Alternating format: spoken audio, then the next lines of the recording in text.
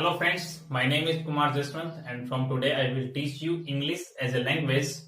So start करते हैं English की कुछ बेसिक इंफॉर्मेशन से, इनके कुछ फंडामेंटल्स के बारे में। और ये हमारे लिए डिस्कस करना इसलिए इम्पोर्टेंट हो जाता है क्योंकि इन चीजों की जरूरत हमें आगे के कुछ चैप्टर्स में पड़ेगी। तो ये कुछ टेक्निकल टर्म्स हैं जिनको पहले डिस्कस करना हमारे लिए यूजफुल है।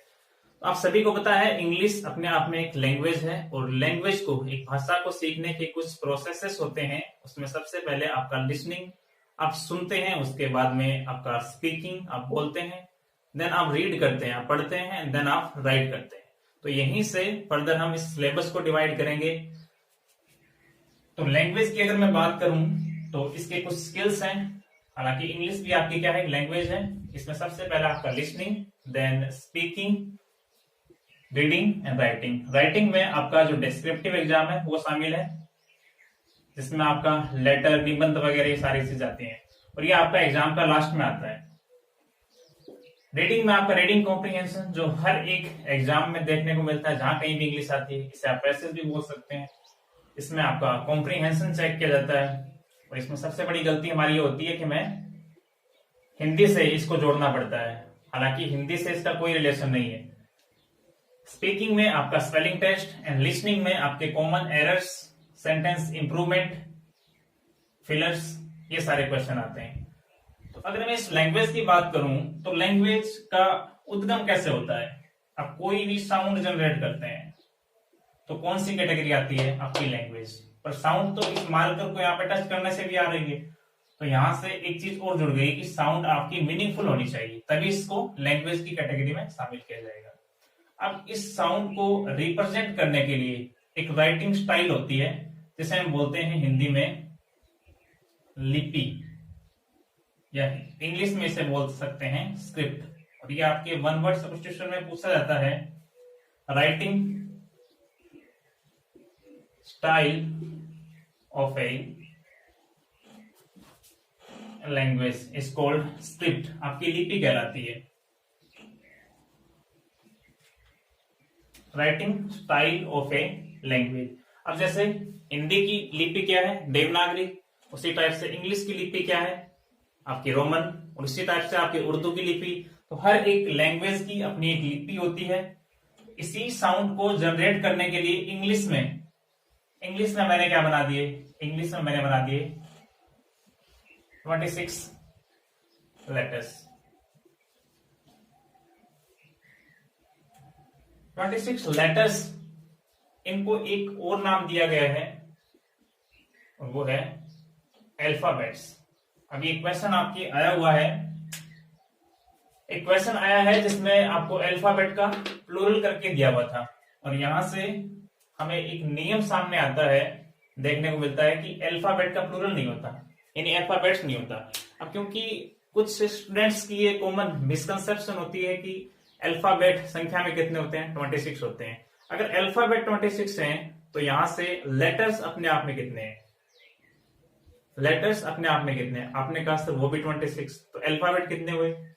अगर वो भी 26 हैं तो फिर दोनों में फर्क क्या है। लेटर्स आपके 26 होते हैं और आपके जो अल्फाबेट होता है वो एक होता है, क्योंकि अल्फाबेट को हिंदी में कहते हैं वर्णमाला, या एक ऐसी स्ट्रिंग होती है ए से जेड तक की जिसमें सारे के सारे लेटर्स आते हैं। तो ये स्ट्रिंग है तो इसको आप प्लूरल नहीं कर सकते हैं। तो अल्फाबेट का अल्फाबेट्स नहीं होता है।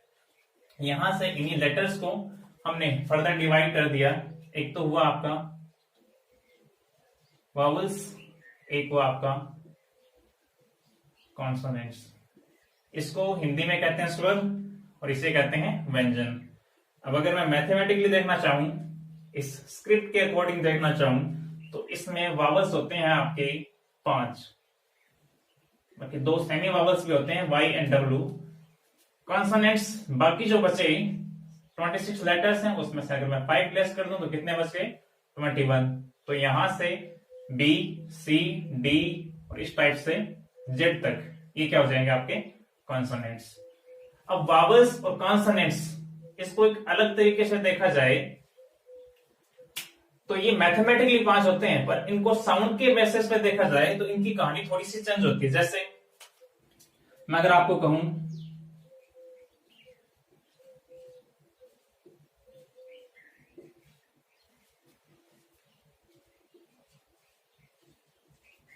आपके सामने एक वावल है, इसको बोल के सुनाना है, इसकी साउंड यहाँ पे क्या जनरेट हो रही है।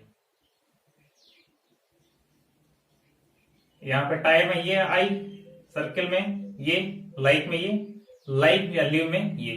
तो यहां से साउंड गोज लाइक हिट, तो इसकी साउंड जा रही है ई। यहाँ पे टायर, इसकी साउंड क्या आ रही है यहाँ पे अ। इसमें सर्कल, तो यहाँ पे इस वावल की साउंड क्या आ रही है ए। यहां से लाइक, तो यहाँ पे इसकी साउंड आ रही है, ये हो जाएगा लाइव।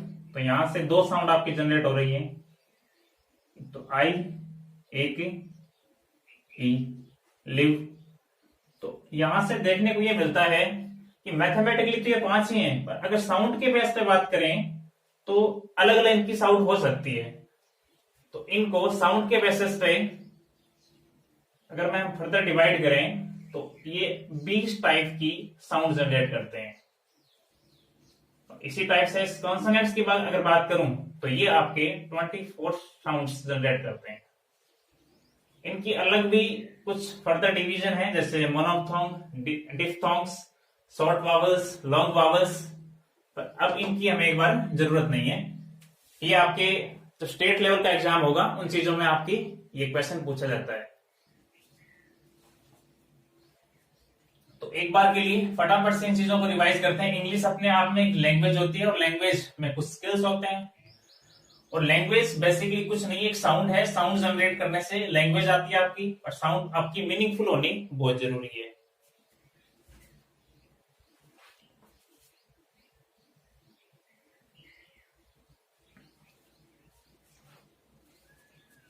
इसी साउंड को क्रमबद्ध करने के लिए हमें एक लिपि की जरूरत पड़ती है। तो हर एक लैंग्वेज की अलग अलग अपनी एक लिपि होती है, इसी को राइटिंग स्टाइल ऑफ लैंग्वेज कहते हैं। इसी साउंड को जनरेट करने के लिए इंग्लिश में बनाने पड़े 26 लेटर्स, और इन्हीं को फर्दर डिवाइड कर दिया वावल्स एंड कॉन्सोनेंट्स में। और संख्या में मैथमेटिकली ये 5 होते हैं, और इनकी साउंड पे अगर जाएं तो ये 20 टाइप्स की साउंड जनरेट करते हैं। कॉन्सोनेंट्स 24 साउंड्स जनरेट करते हैं। तो यहां तक की चीजों को आप एक बार देखेंगे, टेक योर टाइम।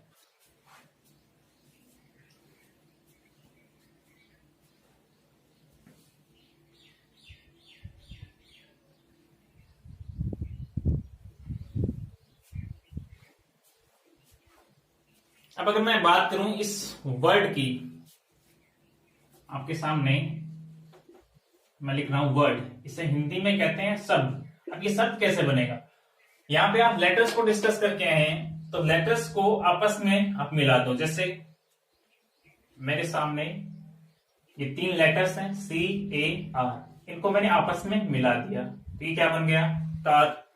यहां से अगर आपको कोई इमेजिनेशन आ रही है या इसका कोई मीनिंग है तो ये क्या हो जाएगा, वर्ड हो जाएगा।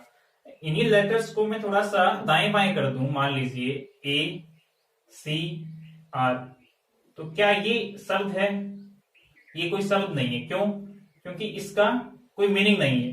इसी को मैं इस टाइप से कर दूं ARC, क्या इसका कोई मीनिंग है, इसका बेसिकली मीनिंग है जो आप मैथमेटिक्स में पढ़ के आए हैं, चाप। इसी को मैं इस टाइप से कर दूं RAC, क्या इसका कोई मीनिंग है, इसका कोई मीनिंग नहीं है। तो ये आपकी वर्ड कैटेगरी से बाहर हो गई। तो अगर मैं इसकी डेफिनेशन बनाना चाहूं तो इस टाइप से लिख सकते हो, ए meaningful unit of letters. Letters को आप एक मीनिंगफुल सीक्वेंस में जोड़ते चले जाओ, और जो भी आपका बनेगा वो क्या बनेगा, वर्ड बनेगा। पर कंडीशन क्या है, उसका एक मीनिंग होना चाहिए। तो यहां से आपने डिस्कस किया इंग्लिश में इस लैंग्वेज के बारे में, लैंग्वेज की कुछ स्किल्स के बारे में, इसकी साउंड के बारे में। यानी लैंग्वेज आपकी साउंड से जनरेट होती है, और साउंड को रिप्रेजेंट करने के लिए हमें किसकी जरूरत पड़ी, स्क्रिप्ट की। इसी साउंड को फर्दर इंग्लिश में रिप्रेजेंट करने के लिए हमें जरूरत पड़ती है 26 लेटर्स की।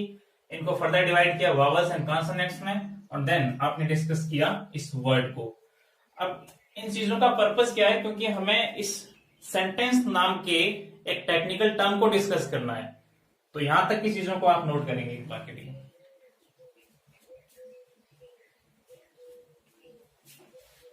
अब इस वर्ड की भी कुछ कैटेगरीज आती हैं जिसमें आपको पढ़ना है, जिसमें नाउन को, प्रोनाउन को, इस टाइप से आपके 8 पार्ट्स ऑफ स्पीच होंगे और इन 8 पार्ट्स ऑफ स्पीच का आपको फंक्शन पहचानना बहुत जरूरी है किसी भी सेंटेंस में। तो इस वर्ड की कुछ कैटेगरीज आती हैं जिसको आपने नाम दिया है पार्ट्स ऑफ स्पीच, और ये संख्या में आपके कितने होते हैं? 8। वर्ड को आपने डेफिनेशन क्या दी है? ए मीनिंगफुल यूनिट ऑफ लेटर्स। तो इसमें सबसे पहला आपका आएगा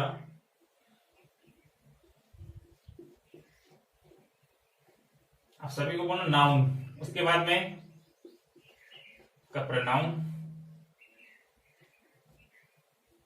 किसी भी सेंटेंस में इन 8 का ही फंक्शन आपको पहचानना है। Noun, pronoun,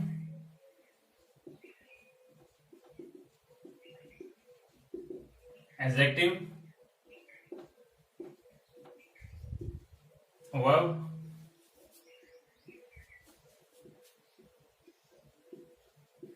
adverb,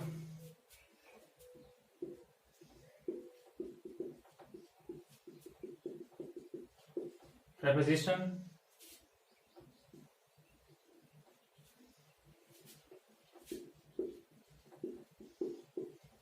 conjunction and last है आपका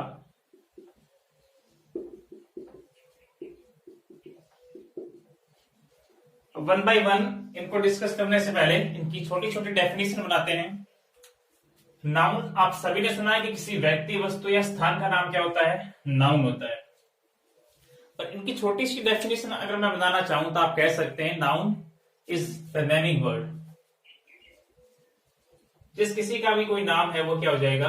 नाउन हो जाएगा। हालांकि सेंटेंस में कैसे फंक्शन करना है वो तो हमें आगे डिस्कस करना है। हिंदी में इसको कहते हैं संज्ञा। हालांकि जितनी आपको हिंदी की जरूरत पड़ेगी मैं आपको बताता जाऊंगा, पर ये नहीं है बच्चों कि आप पूरी की पूरी इंग्लिश ग्रामर को हिंदी से रिप्लेस कर दो, ऐसा बिल्कुल पॉसिबल नहीं है। जहां आपको हिंदी की जरूरत पड़ेगी आपको बताई जाएगी। कोई भी दूसरी लैंग्वेज को आप अपनी मदर टंग के साथ में जोड़ के पढ़ते हैं। प्रोनाउन इसको हिंदी में कहते हैं सर्वनाम, और इसकी डेफिनेशन आपने पढ़ी होगी, ये संज्ञा के स्थान पे आता है।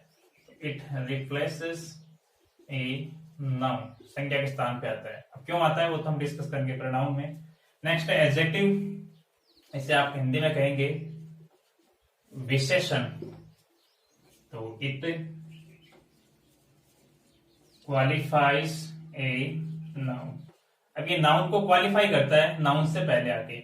आर्टिकल भी आपके एडजेक्टिव में ही शामिल होंगे, क्योंकि वो आर्टिकल भी आपके नाउन से पहले आके उसको स्पेसिफिक बनाते हैं या जनरल सेंस कन्वे करते हैं। तो आर्टिकल आपके एडजेक्टिव में ही शामिल है, और जो आपके डिटरमिनर्स हैं वो भी आपके एडजेक्टिव में ही शामिल है। वर्ब को आपने नाम दिया एक्शन वर्ड्स,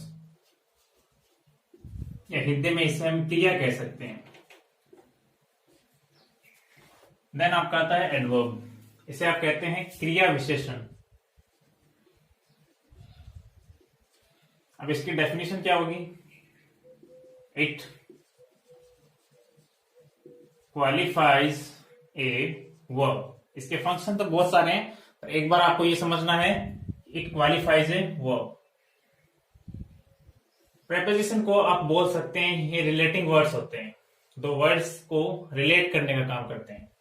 कंजंक्शन ये आपका होता है संयोजक, इसे आप कनेक्टिंग वर्ड्स या ज्वाइनिंग वर्ड्स भी बोल सकते हैं। इंटरजेक्शन इसे आप हिंदी में कहते हैं विस्मयादि बोधक शब्द।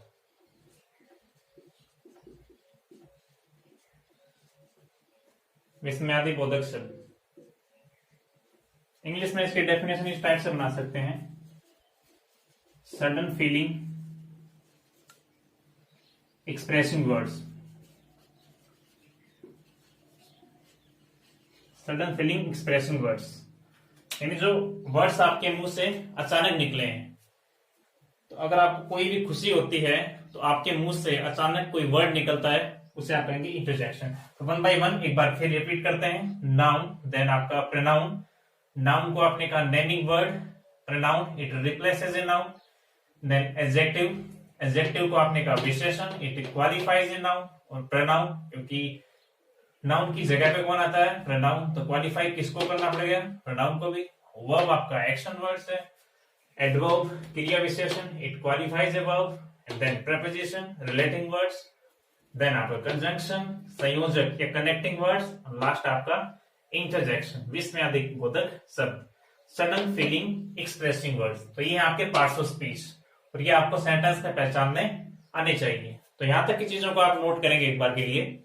Take your time.